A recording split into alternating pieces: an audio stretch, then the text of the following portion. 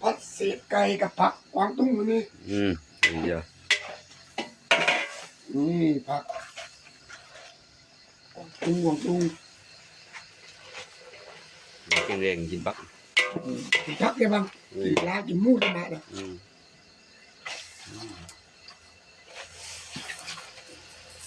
ผักตึงเลยนะ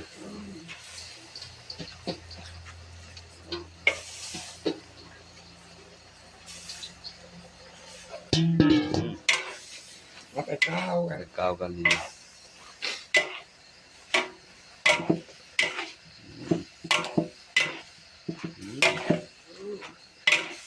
น่ากินมากเลยโอ้โหงานลีลาเลย เดี๋ยวจะไปเปิดร้านค้านะ เฮ้ย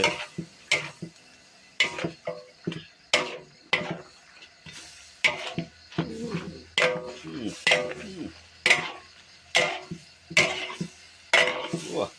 ลีลาจัดการเก่ง